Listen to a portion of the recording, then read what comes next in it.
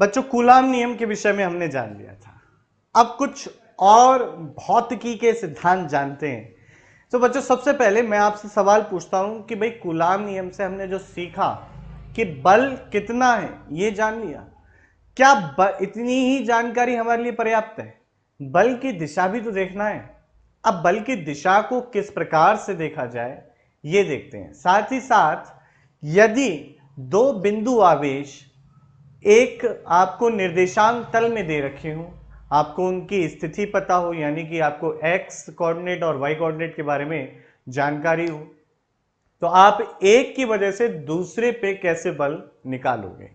कुल मिला के कूलाम के नियम का सदिश रूप देखेंगे। ठीक है, तो अपना हेडिंग है वेक्टर, इंग्लिश में देखिए वेक्टर रिप्रेजेंटेशन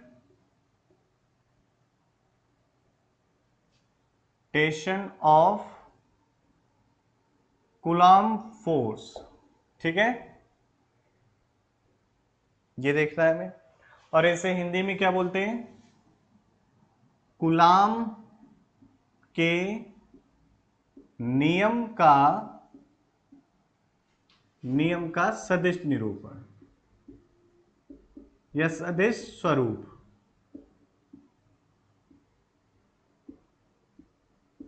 कूलाम के नियम का सदिश स्वरूप देखते हैं बच्चों। कैसे देखेंगे आइए समझते हैं। सबसे पहले एक निर्देशांक तल है ये आपका, ये x होते हैं एक्सिस, ये y एक्सिस होती है। इसमें दो बिंदु हैं, बिंदु P और बिंदु Q। इस पर जो चार्ज रखा है Q1 रखा है, इस पर जो चार्ज रखा है, अच्छा P एंड Q की जगह A एंड B ले लेते हैं, A एंड B। ठीक है, इस पर Q1 चार्ज है, इस पर Q2 चार्ज है। मान लीजिए बिंदु A के जो कोऑर्डिनेट है वो x1 y1 है और बिंदु B के जो कोऑर्डिनेट है x2 y2 है। ये आवेश A जो है इसका जो स्थिति वेक्टर वो कुछ इस तरीके से और इसका स्थिति वेक्टर कुछ इस तरीके से है।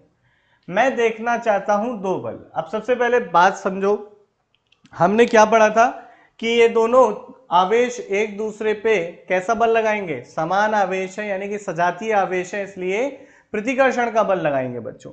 तो प्रतिकर्षण का बल उस लंबाई या उस रेखा पर लगता है जो इन दोनों को मिलाने वाली होती है। तो कुल मिला के इन दोनों को मिलाने वाली जो रेखा है इसके अनुदिश लग रहा होगा प्रतिकर्षण का बल। अब ये किस पे लग रहा है? बी पर लग रहा है। किसकी वजह से लग रहा है? ए की वजह से, या कह सकता हूं सेकंड चार्ज पर, द्वितीय आवेश पर लग रहा है प्रथम आवेश के कारण, और इस पे लग रहा है प्रथम आवेश पे लग रहा है द्वितीय आवेश के कारण। ठीक है बच्चों, तो मुझे F21 वेक्टर और F12, तो F21 क्या है? फोर्स द्वितीय आवेश पर बल प्रथम आवेश के कारण, प्रथम आवेश के कारण। ये पॉइंट इंपॉर्टेंट है समझना। ठीक है, अब मैं देखता हूं। अब पहले सबसे पहले अगर मैं बल को देखना है तो बल एक सदिश राशि है जिसमें दिशा की चर्चा करनी होगी, साथ ही साथ उसके परिमाण की यानी कि मैग्नीट्यूड की बातचीत करनी होगी। तो अगर मैं मैग्नीट्यूड की बातचीत करूं बच्चों तो पहले मैग्नीट्यूड देख लेता हूं। F21 का जो मैग्नीट्यूड होगा वो बेटा होगा के ई कूलाम नियतांक, Q1 Q2 और उनके बीच की दूरी। ये बीच की दूरी मैंने कह दी बच्चे R है, R और इसका क्या होता है? वर्ग R स्क्वायर। अब बच्चों ये तो वेक्टर है, वेक्टर में दिशा कैसे दूं? दिशा देने के लिए एक वेक्टर में पढ़ा गया था, यूनिट वेक्टर कहलाता है। यूनिट वेक्टर मिल जाए यानी कि इस दिशा का मुझे यूनिट वेक्टर मिल जाए, मेरा काम बन जाएगा। अब यूनिट वेक्टर कैसे निकालना है थोड़ा सा समझते हैं बच्चों। बहुत आसान है समझना, ध्यान से देखिए। जैसे कि मुझे किसकी दिशा में यूनिट वेक्टर चाहिए? यूनिट वेक्टर चाहिए मुझे इस दिशा में। आपका पहला आवेश कुछ इस तरीके से है, दूसरा आवेश कुछ इस तरीके से है, और इनको मिलाने वाली रेखा जो है वो है ये। मुझे इस दिशा में अगर एक वेक्टर मिल जाए, इस दिशा में अगर एक वेक्टर मिल जाए बच्चों तो मेरा काम बन जाएगा। मैं इसकी दिशा, एक वेक्टर मिल गया और इस वेक्टर की डायरेक्शन का मैं यूनिट वेक्टर निकाल लूंगा। यानी कि इकाई सदिश निकाल लूंगा। तो बेटा आपका जो ये वाला सदिश है, जो पहला चार्ज है, वो ये इसका स्थिति सदिश कहलाएगा r1 वेक्टर। ये आपका दूसरे चार्ज की स्थिति है, तो ये जो वेक्टर होगा दूसरे चार्ज की मूल बिंदु के सापेक्ष स्थिति बताता है, तो इसलिए ये कहलाएगा आपका r2 वेक्टर, यानी कि स्थिति वेक्टर r2 हो गया ये। और जिसे क्या बोलते हैं बच्चे, इसे बोलते हैं पोजीशन वेक्टर। तो बच्चों इस बिंदु B का जो आपका स्थिति सदिश है यानी कि पोजीशन वेक्टर वो r2 है। अब इन दोनों बिंदुओं को मिलाने वाला जो वेक्टर है इसको मैं लिख लूं बच्चे, तो मेरा काम बन जाएगा। और इस वेक्टर की जो लंबाई होगी बेटा, वो लंबाई हमारे r के बराबर होगी, सीधी सी बात है। तो देखो कैसे लिखते हैं, अंतिम वेक्टर माइनस प्रारंभिक वेक्टर बराबर होगा आपका ये वेक्टर r21। वेक्टर r21 कह रहे हैं, क्यों कह रहे हैं, 1 से 2 की तरफ जा रहे हैं। तो आपका r21 वेक्टर जो है ये बराबर क्या होगा, देखो वेक्टर r21 का सर देखो किस पे है, 2 पर है, पूंछ किस पे है, 1 पर है। इसलिए वेक्टर की बेसिक बातें हैं। अगर वेक्टर में दुविधा हो चैनल के प्लेलिस्ट में जाना, वेक्टर्स को देखना, सब मिलेगा। ठीक है, अब इस वेक्टर का जो परिमाण है वो वास्तविकता में क्या है, इन दोनों आवेशों के बीच की दूरी जिसे r लिखा है। अब अगर मुझे इसकी दिशा में इकाई सदिश चाहिए तो इकाई सदिश को क्या लिखूंगा मैं, r21 कैप। और ये r21 कैप बराबर क्या होता है, वेक्टर को उसी के परिमाण से भाग दे देते हैं, जिसे हम लिख सकते हैं इस तरीके से, तो हमें मिल जाता है उस वेक्टर की दिशा का इकाई सदिश। इसको ऐसे भी लिख सकते हैं बच्चों, ठीक है, सिंपल है। अब F21 वेक्टर बराबर क्या होगा, F21 वेक्टर बराबर होगा वेक्टर का परिमाण तथा उसकी दिशा। और दिशा किससे निरूपित करते हैं, व्यक्त करते हैं पोजीशन वेक्टर से। अब लिख दो भाई, सब आसान है या नहीं है, एकदम आसान इजी। तो हमने लिख दिया F21 वेक्टर, F21 इज के ई Q1 Q2 upon are square को क्या लिखेंगे हम, देखो R2 माइनस R1 का मैग्नीट्यूड, R2 माइनस R1 का मैग्नीट्यूड। तो ये R21, R क्या है, R2 माइनस R1 का मैग्नीट्यूड, जो कि ये है, ये क्या है आपका R2 माइनस R1 है। बच्चों कहीं कंफ्यूजन मत रखना, तो आप इसको लिख दोगे आर स्क्वायर की जगह mod of R2 minus R1 vector का स्क्वायर। R2 1 कैप कितना है, देखो ये रहा, ये आपका, तो ये हो गया R2 vector minus R1 vector, R2 minus R1 vector का परिमाण, जो कि हो गया के ई Q1 Q2, ये हो गया magnitude of R2 minus R1 का cube R2 minus R1 vector. और क्या लिख सकते हैं, देखो इसको ऐसे भी लिख सकते हैं के ई Q1 Q2 R क्यूब, देखो ये क्या है, R है ना, तो इसलिए R cube R2 vector minus R1 vector. ठीक है बच्चों, आसान है एकदम, समझने के लिए कोई दिक्कत की बात नहीं है। एक बार फिर से समझ लेते हैं बेसिक में सारे पॉइंट्स।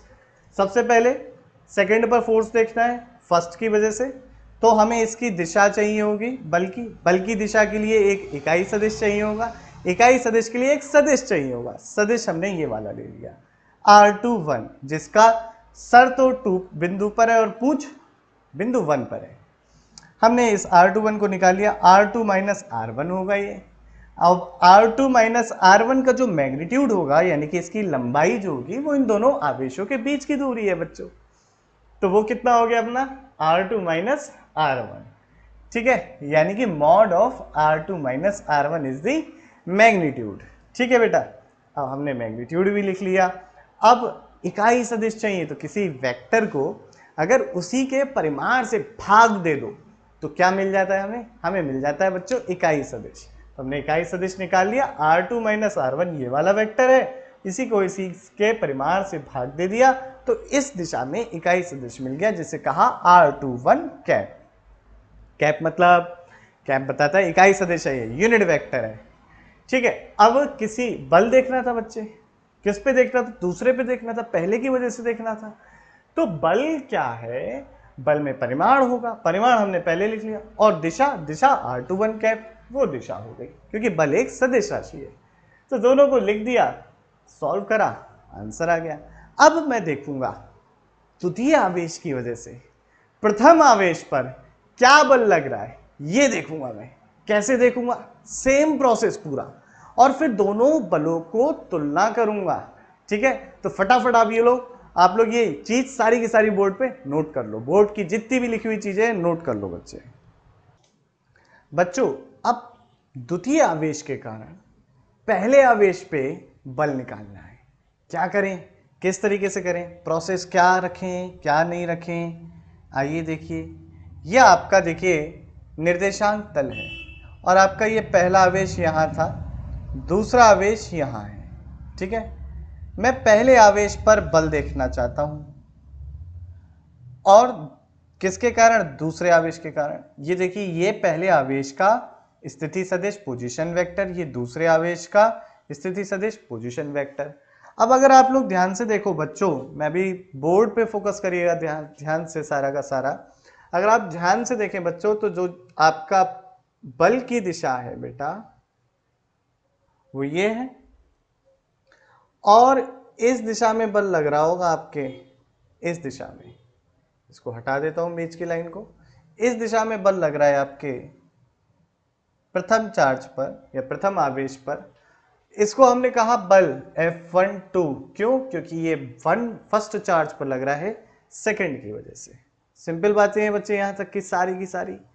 अब अगर आप और ध्यान से समझें, मुझे ये वाली दिशा चाहिए होगी, यानी कि इस दिशा का पोजीशन वेक्टर चाहिए होगा।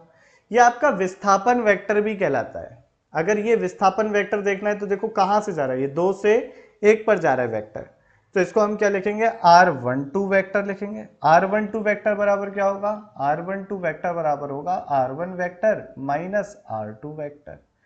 देखो, अगर आपको किसी को दिक्कत हो रही हो कि सर आपने ये कैसे लिख दिया, तो आपने हेड एंड टेल रूल पढ़ा होगा, तो उसी से अगर लिखने की कोशिश करो तो आपको देखने को मिलेगा बच्चे कि R2 के सर पे R12 की टेल रखी, तो R12 प्लस R2 बराबर होता है R1 वेक्टर।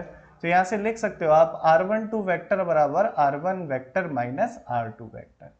अब हमें इसी की दिशा का इकाई सदिश चाहिए होगा जो हमारे बल के परिमाण में दिशा देने का काम करेगा, और कुल बल सदिश मिल जाएगा। तो कैसे निकालूं भाई?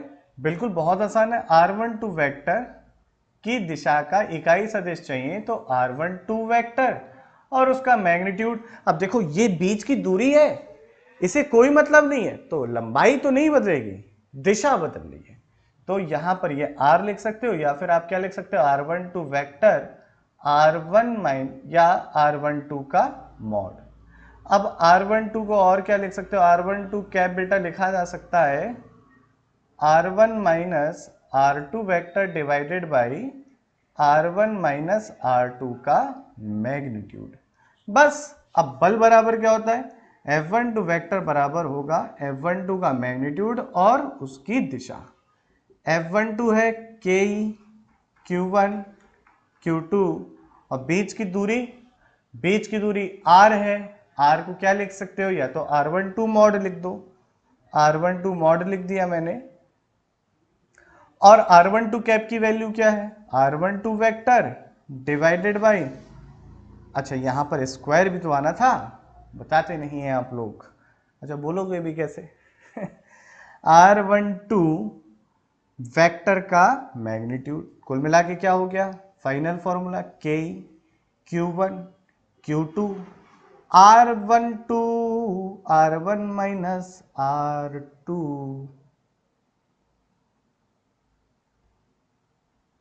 का मैग्नीट्यूड का क्यूब, और इधर क्या आएगा? R1 माइनस R2 वेक्टर, ये आएगा F12। अगर हम ध्यान से देखें बच्चों, तो F12 और F21 में एक रिलेशन दिखाई दे रहा है। देखो क्या दिख रहा है? अगर मैं जस्ट इसको उल्टा कर दूं, यानी कि यहां पर मैं माइनस से गुणा कर दूं तो R2 माइनस R1 हो जाएगा जब ब्रैकेट के अंदर लेके जाऊंगा, तो यानी कि मुझे F21 मिल जाएगा। तो मुझे यहां से इतना समझ में आता है F12 में अगर माइनस से गुणा करूं तो क्या मिल रहा है, देखो एक बार देख लो। तो ये हो जाएगा KE Q1 Q2 upon R1 minus R2, जिसको मॉड में है ना, तो मॉड में कुछ कर लो, उल्टा कर लो, सीधा कर लो, कोई फर्क नहीं पड़ता, क्योंकि हमें तो साइन ड्रॉप कर देते हैं, चिन्ह को ड्रॉप कर देते हैं, मैग्नीट्यूड को रख लेते हैं बस। क्यूब, और अब जैसे ही माइनस से मल्टीप्लाई हुई तो क्या हो जाएगा, देखो ये माइनस से मैंने गुणा करी है, अलग चीज है, इसी का इक्वल टू मत समझ लेना। तो माइनस से जब गुणा करी तो ये हो गया R2 माइनस R1, ये माइनस अंदर जाएगा, माइनस माइनस प्लस हो जाएगा, ये माइनस का हो जाएगा। तो बेटा ये कौन सा बल है, देखो ऊपर वाला फॉर्मूला, देखो ऊपर वाला, यही वाला तो बल है, ये वाला रहा।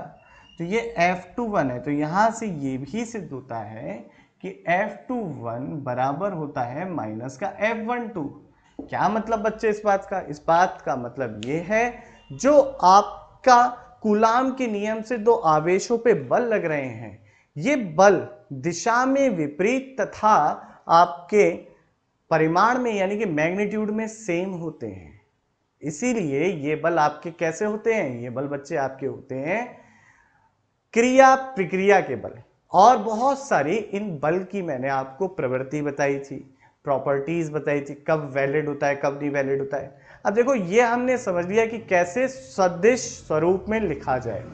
अब अगर लिखना हो पेपर में, इतना दिमाग चलाओगे क्या, नहीं, इतना दिमाग नहीं चलाना है। तो उसकी मैं नेक्स्ट वीडियो में ट्रिक बताऊंगा आप लोगों को कि कैसे लिखें वेक्टर फॉर्म में कूलॉम्स लॉ। चलिए अभी के लिए इतना ही रखता हूं, मैं यहां से गायब होता हूं और आप लोग स्क्रीन को पॉज करके सब कुछ नोट कर लो जो भी कुछ बोर्ड पर है। ठीक है, जय हिंद।